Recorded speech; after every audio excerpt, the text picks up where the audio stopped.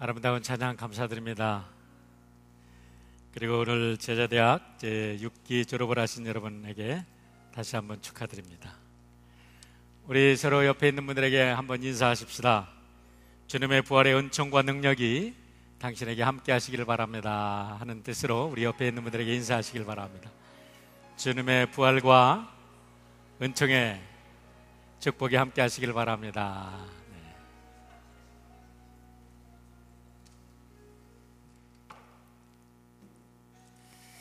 여러분, 우리가 지나가는 인사가 아니라 정말로 예수님의 부활에 참된 의미를 깨닫고 그분이 주시는 은혜와 그 부활의 능력 안에 산다면 우리가 얼마나 행복한 사람인지 아마 인생의 최고의 행복을 누리며 살게 될 것입니다. 오늘 이 귀한 예배를 통해서 정말 부활이 무엇인지, 부활의 능력이 무엇인지를 깨달아 알아지는 축복이 여러분 모두에게 있기를 주의 이름으로 축원드립니다. 2004년도에 발표된 통계에 의하면 그 영어 단어 중에서, 그 많은 영어 단어 중에서 가장 해석하기가 어려운 10가지가 있는데 그 중에 하나 단어가 serendipity라는 단어입니다. 여러분 스크린에 앞에 나오는데요, Serendipity 바이블이라는 그런 바이블 시리즈 또 연구하는 것도 여러분들이 보신 줄 압니다. 이 Serendipity를 그냥 사전에서 찾아보면 Happy Accident 또는 Pleasant Surprise 이렇게 나와가지고 무슨 행복한 사건이다, 아니면 예기치 않았던 즐거움이다, 이렇게 해석을 하는데, 이렇게 해석하면 전혀 의미가 통하지 않는 것입니다. Serendipity라는 것은 어떠한 기가 막힌 과학의 원리나 어떤 발명을 하는 데 있어서 핵심적인 아이디어를 우연하게 발견하는 것을 세렌디피티라고 얘기합니다. 우연히 안다는 거죠. 그렇게 유명한 우리 아인슈타인의 상대성 이론도 아인슈타인이 잠자고 일어나는데 번쩍 깨닫는 그 번쩍하는 인스피레이션, 그 깨닫는 우연의 사건에 의해서 그가 그 유명한 상대성 이론을 전개했다고 이야기를 합니다. 그런데 영적인 면에서도 우리들에게 동일한 많은 경험들을 우리가 하게 되는 것을 알 수 있죠. 우리 기독교 역사 속에서 가장 위대한 신학자라고 불리우는 성 어거스틴의 경우도 여러분 그의 일생을 보면 이와 같은 세렌디피티의 경험을 하게 된 것을 우리가 알 수가 있습니다. 그런 젊은 날에 진리에 대한 탐구로 너무나 많은 방황을 하고 많이 헤매고 이단에까지 들어가고 방황을 했지만 그의 영적인 문제를 해결하지 못하고 갈망하고 절망하고 울고 그랬죠. 하루는 자기 집에서 그 진리에 대한 그 갈망 때문에 무화과 나무 밑에서 쓰러져 울고 있을 때에 갑자기 담 너머에서 들리는 아이들의 노랫소리가 있었답니다. 여러분 너무 잘 아는 얘기입니다. 톨랄레게 톨랄레게 Take up and read, 집어들고 읽어봐라 라는 이와 같은 음성을 듣고 번쩍 그에게 깨달아지는 영감이 있는데 뛰어들어가서 자기 서재에 뛰어들어가서 바이블을 폈답니다. 그런데 그에게 그가 핀 바이블의 첫 번째 읽은 것이 뭐냐면 로마서 13장 13절로 14절인데 방탕과 술 취하지 말며 음란과 호색하지 말며 쟁투와 시기하지 말고 오직 주 예수 그리스도로 옷 입고 정욕을 위하여 육신의 일을 도모하지 말라. 이 말씀을 읽는 동안에 성 어거스틴은 그동안 자기가 살아왔던 모든 인생들이 다 이 말씀 속에서 재해석되고 자기의 존재가 새롭게 그리스도 안에서 옷 입혀지는 이런 경험을 하고, 정말 그때부터 기독교 2000년 역사 속에 모든 신학자들은 어거스틴의 신학의 해석자들이라 할 정도로 위대한 회심 사건을 그 순간에 경험을 하게 된 것이죠. 이 성 어거스틴의 회심 사건은 바울의 회심 사건에 버금가는 기독교 역사 속에 이와 같은 아름다운 회심 사건이었습니다. 저는 하나님을 믿게 되고 하나님이 내 가슴속에 이렇게 정말로 믿어진 사건, 또 저에게는 우연의 사건이었습니다. 대학교 4년 동안 하나님이 믿어지지 않아서 얼마나 많이 갈등하고 기도하고 기도원에도 찾아다니고 별의별 짓을 다 했는데 하도 하나님이 안 믿어져서 아버지 하나님, 하나님께서 free will, 자유의지를 지으셨다는데 제발 내 자유의지를 뽑아 가시고 나 좀 하나님 믿게 해주세요. 그렇게까지 기도하고 하나님 앞에 매달렸어요. 그런데 우연한 사건에 하나님을 믿게 됐는데, 여러분 그랬다고 해서 제가 교회 안 다닌 거 아닙니다. 교회 회장, 학생회 회장도 하고 교회 학교 선생님도 하고 성가대도 하고 별의별 일을 다 했어요. 그리고 목사님 댁에 입주해서 새벽마다 제가 문 열고 새벽 기도를 오픈하고 새벽 기도 매일 했던 사람인데 하나님이 안 믿어지는 걸 어떻게 해요, 가슴에. 그런데 철야기도를 하는데 4명이 모여서 철야기도를 하는데 갑자기 옆에 있는 사람이 제 얘기를 듣더니 Be careful your mouth, 입 닥쳐, 입 조심해, 이렇게 얘기하는 거예요. 그가 말한 것은 Be careful your mouth 라는 단어입니다. 그런데 저에게는 입 닥쳐 소리로 들렸어요.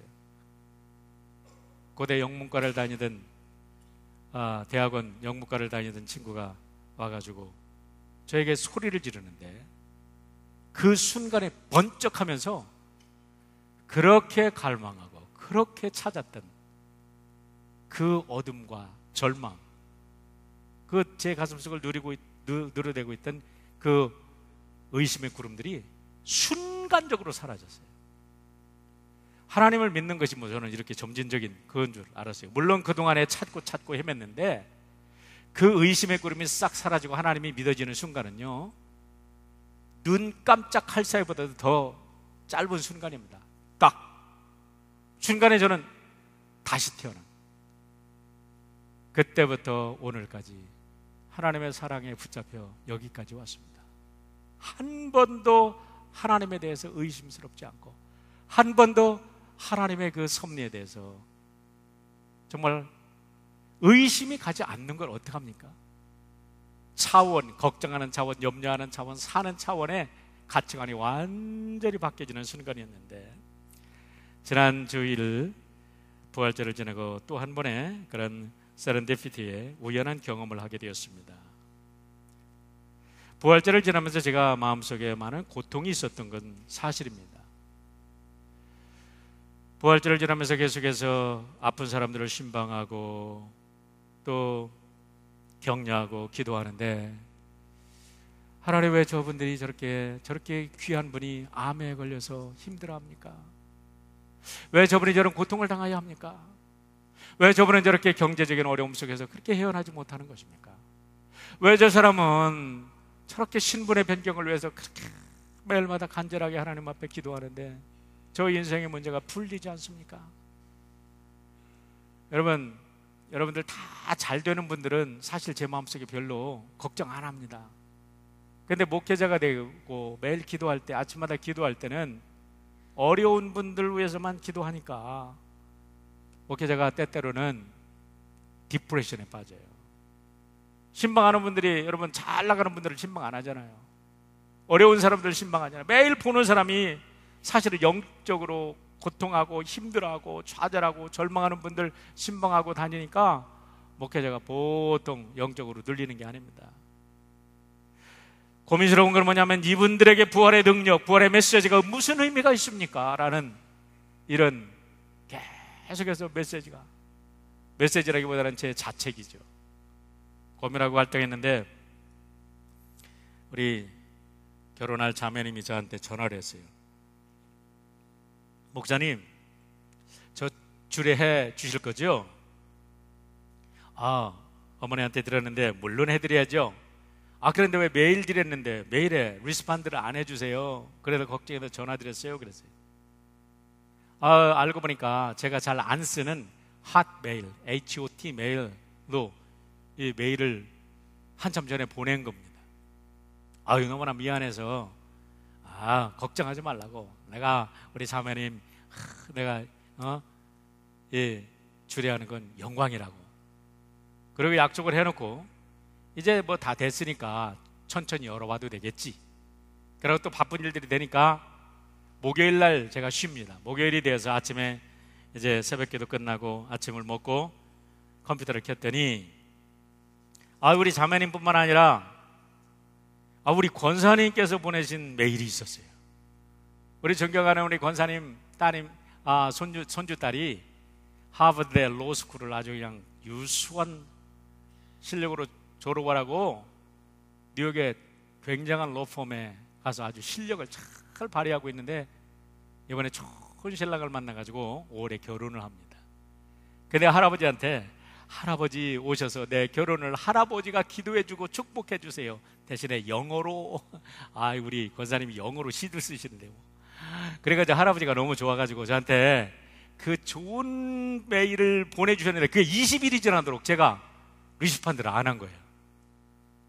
인사할 때마다 좀 이상하시더라고.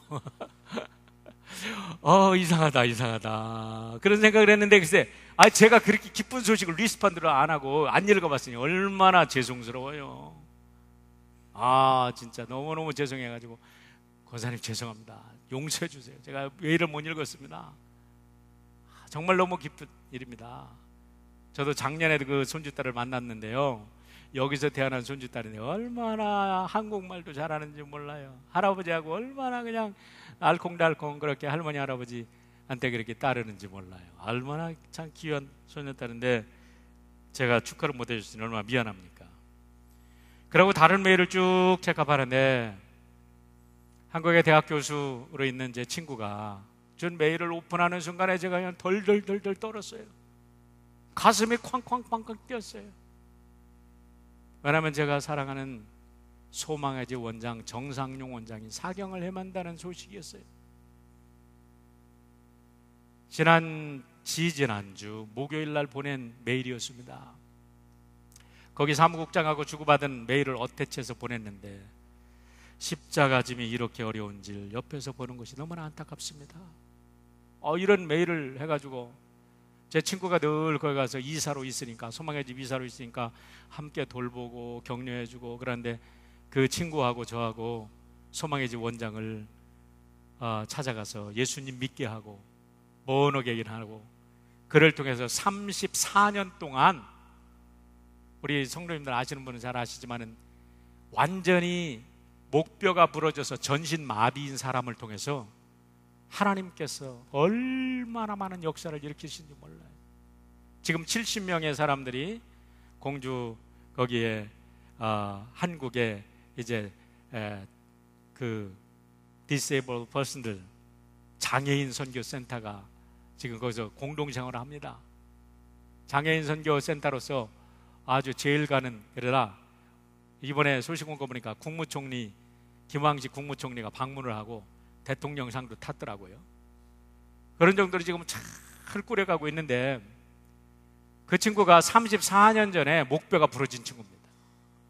그 목뼈가 부러진 친구를 하나님께서 이 부족한 사람을 통해서 예수님 믿게 하셨는데 그 친구가 예수님 믿은 다음에 기적 같은 일들을 해옵니다. 누워서. 그런데 그를 통해서 기적 같은 일이라는 건 뭐냐면 수천 명의 영혼을 살리고 전도하는 일입니다. 기가 막힌 일이에요. 가만히 앉아서, 어떻게 앉았지도 못하죠. 이렇게 세우면 혈액이 이렇게 팍 돌아서 팍 쓰러져가지고 30초쯤 정신이 나갔다가 겨우 일어나면서 깨어나는 친구예요. 자기 손으로 손 하나 까딱 못합니다. 그런데 그 친구가 사경을 헤맨다니까 얼마나 가슴이 아프고 얼마나 가슴이 뛰는지. 오늘 새벽에 메시지가 또 왔습니다. 샬롬, 안녕하세요 목사님. 공주 소망공동체 고진숙입니다. 여러 날 다시 통증 때문에 잠을 못 주무시고 힘이 없으시던 원장님께 목사님의 소식은 참으로 용기를 주고 소망을 주는 소식이었습니다. 너무 감사드립니다. 원장님은 그동안 제가 20여 년 동안 같이 있는 동안 제가 본 가장 많이 아픈 경우였습니다. 원장님 말씀도 다치신 후에 이렇게 많이 아프신 적이 없다고 말씀하십니다. 서울 세브란스 치료와 퇴원 후 공동체도 지속하여 현대병원 진료를 받고 있습니다 하면서 지금 아침에 온 메일을 제가 카페에 갖고 왔습니다. 여러분 기도해 주세요. 제가 오늘 이 메일 받고 내가 5월 둘째 주 부모일 주일 끝나고 내가 한국에 나가서 기도해 주겠다고 말씀드렸습니다. 격려하라고, 격려받으라고. 그런데 한 메일을 열고 친구가 아프다는 소식을 듣고 너무 가슴 아프고 막 너무 이거 내가 지금 당장에 나가야 되나 어떻게 해야 되나 막 걱정하고 있는데 한편에서 제 마음 한편에서 들리는 소리가 있었습니다. 부활은 하나님과의 관계 회복이다. 부활은 하나님과의 관계 회복이다. 여러분 다시 한번 커넥션이 일어난 거예요. 릴레이션십이 회복된 거예요. 예수님께서 이 땅에 오신 것은 하나님과 우리와의 그 생명의 관계가 디스커넥트 돼가지고 우리가 죽음 속으로 가야 하는 인생을 우리 예수님께서 다시 오셔서 우리로 하여금 생명의 관계를 회복시켜 주신 것이다. 내가 이때까지 부활의 능력이 무엇인지 고민하고 고통받았지. 그런데 그 순간에 놀랍게도 한편으로는 친구를 위해서 기도하고 걱정하는 가운데 한편으로는 부활의 능력은 하나님과 새롭게 회복되어지는 거구나 라는 놀라운 깨달음을 얻게 된 것입니다. 여러분 예수님께서 나사렛 고향에서 왜 사람들에게 배척받았나요? 예수님의 능력을 왜 못 행하셨나요? 참 희한한 일이죠. 어디를 가든지 예수님께서는 놀라운 능력들이 바다의 파도도 잠잠하고 바다 위를 걸으시기도 하고 문둥병자를 낫게 하시고 죽은 자를 살리셨습니다. 소경이 눈을 떴습니다. 그런데 나사렛의 고향에서는 예수님께서 그런 역사를 일으키지 못하셨다고 합니다. 왜 그랬을까요? 사람들의 릴레이션십의 관계입니다. 일방적 릴레이션십이 아니라 쌍방간의 릴레이션십이라는 거예요. 믿음이 무엇입니까? 여러분, 하나님께서는 우리들에게 마음껏 하나님의 축복을 내려주시지만은 우리가 하나님과의 커넥션이 이어지지 않고 무엇인가가 병들어 있고 그 통로가 막혀 있으면 아무리 좋은 하나님의 축복이 내려온다 할지라도 그 축복이 우리의 축복이 되지 못한다는 거예요. 제가 고민스럽고 갈등했고 그 우리 성도들을 위해서 기도하면서 하나님께 계속 질문한 게 있습니다. 하나님이 아파하는 사람들에게 정말로 부활엔 무슨 의미가 있습니까? 그런데 그날 하나님께서 저에게 말씀을 하시는 책망의 소리가 가슴속에 들리는 듯 했습니다. 네가 아무리 부활의 메시지를 전한다 할지라도 너와 그 사람의 관계가 디스커넥트 되었을 때 그들은 결코 내 말씀을 못 받아. 내가 아무리 좋은 걸 갖다 줘봐, 그들과 관계가 디스커넥트 된 상태에서 그들은 너와 아무런 상관이 없는 사람들이다 라는 책망의 소리가 들렸습니다. 여러분, 예수님께서 마태복음 5장 23절에서 24절에 너무나 중요한 말씀을 하십니다. 그러므로 예물을 제단에 갖다 드리다가 거기서 내 형제에게 원망들을 만한 일이 있는 줄 생각나거든 예물을 제단 앞에 두고 먼저 가서 형제와 화목하고 그 후에 와서 예물을 드리라. 이 말씀을 보니까요, 예배 드리는 것보다 더 중요한 것이 관계 회복이라는 겁니다. 어떠한 행사를 하고 어떠한 일을 하는 것보다 관계를 정성하지 않으면 행사도 뭐도 소용이 없다는 거예요. 제가 음악 예배가 너무너무 지난주에 좋아가지고 너무 하나님께 감사드렸는데 이게 준비되지 않은 몇 가지 때문에 속이 상해 있었거든요. 얘기도 했거든요. 그런데 깨달아 주시는 게 뭐냐면 관계를 정상화하지 못하면 무슨 말도 소용이 없다는 거예요. 그 말씀을 듣고 다시 한번 용서를 빌고 하나님께서 나 같은 더럽고 추한 인간 하나님의 아들을 삼으려고 예수님을 보내주셔서 관계를 삼으셨다면 내가 내 자존심 다 내려놓고 나 이 한 인간 다 내가 엎드려서라도 내 위를 밟고 건너가서라도 하나님과 사람들이 인간의 관계를, 하나님과의 커넥션을 맺을 수만 있다면 That's the power of resurrection. 그것이 정말로 부활의 능력이 아니겠는가 이 말입니다.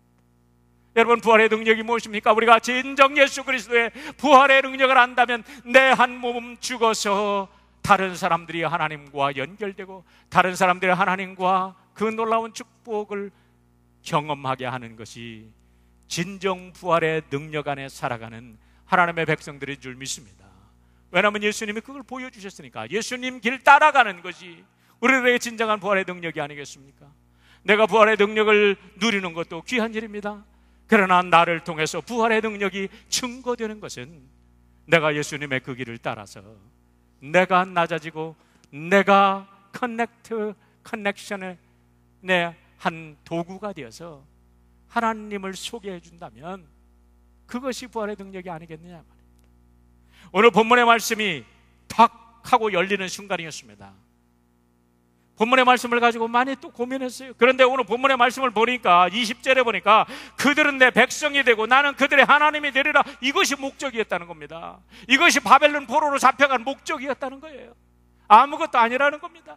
하나님께서 뭐 그들의 죄를 지적하고 해초리를 때리고 뭐 별짓을 다 했는데 결론은 뭐냐? 너희는 나의 백성이고 나는 내 하나님이라는 것.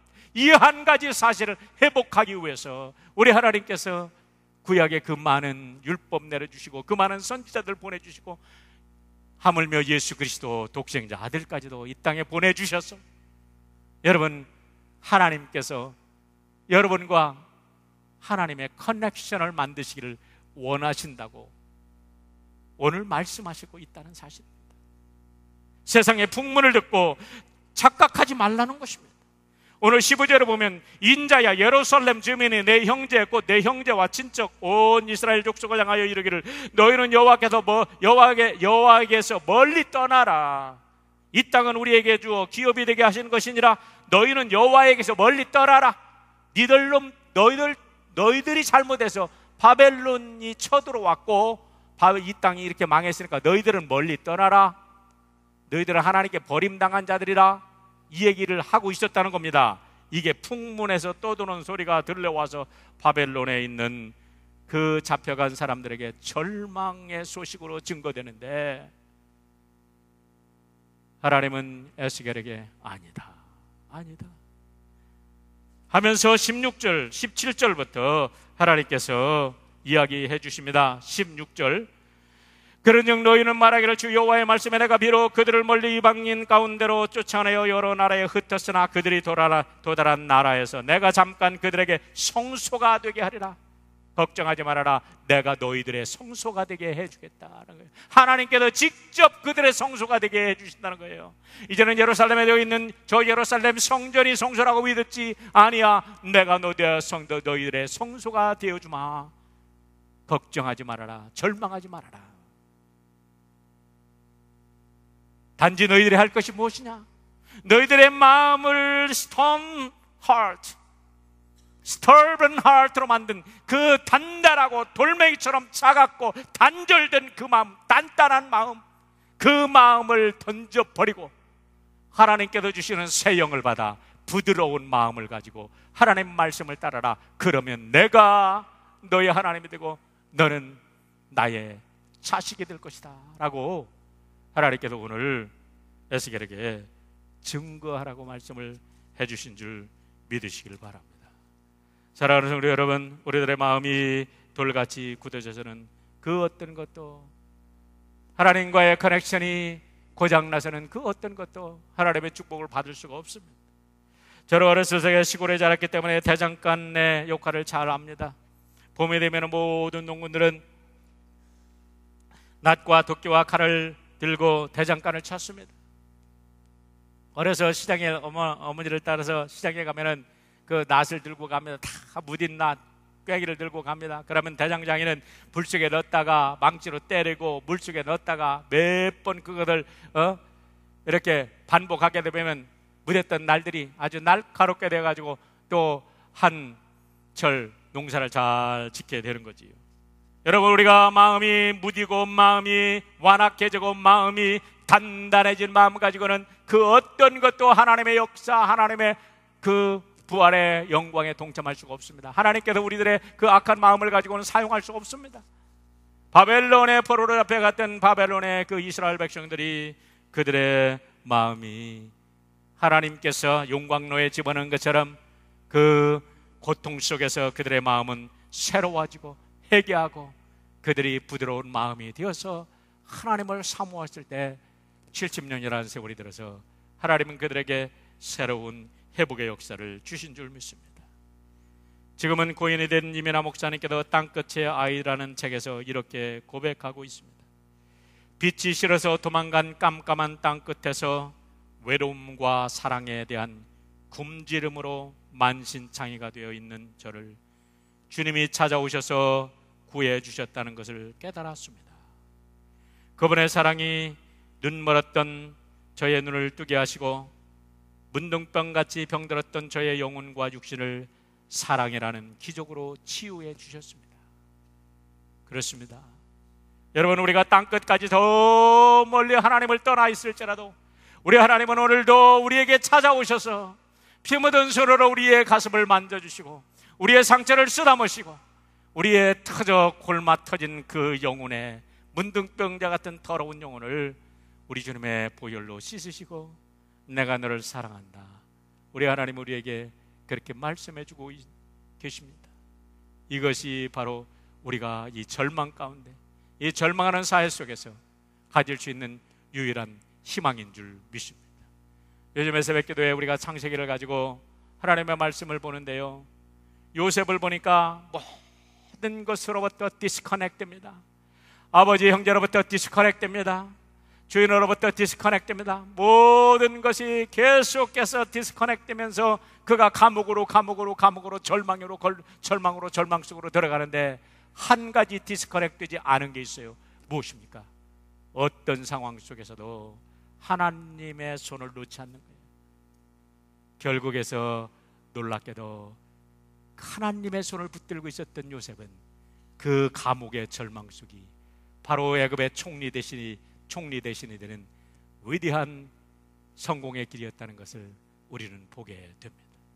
오늘 우리가 이 세상 모든 것으로부터 진정 우리를 하나님으로부터 디스커넥트되는 그런 잘못된 관계를 다 청산하고 하나님과 새로운 관계를 우리가 맺을 때에 우리의 삶 속에 부활의 능력으로 우리 주님이 역사하실 것입니다. 이 놀라운 축복이 여러분과 저에게 함께하기를 주의 이름으로 축원합니다. 기도하겠습니다. 사랑의 아버지 하나님, 감사합니다. 우리 예수님께서 우리와 하나님을 새롭게 맺어주기 위하여 당신의 거룩한 생명을 십자가에 내어놓으셨습니다. 오늘 다시 한번 우리가 이 귀한 진리를 깨닫고 우리도 예수 그리스도의 거룩한 발자취를 따라 이 땅의 하나님의 백성들을 위하여, 하나님 나라를 위하여, 하나님의 왕국을 위하여 아름답게 쓰임받는 자들이 되게 도와주시고 날마다 부활의 능력 속에 우리의 모든 삶이 회복되어지는 축복으로 인도하여 주시옵소서. 우리의 모든 깨어진 관계를 새롭게 하여 주시고 우리의 병든 관계를 새롭게 하여 주시고 우리들의 잘못된 모든 가치관을 치유하여 주셔서 모든 것이 하나님 안에서 올바른 관계로 이어질 수 있도록 인도하여 주시옵기를 오늘도 부활하고 우리와 함께 역사하시는 우리 주 예수 그리스도의 이름으로 기도하옵나이다.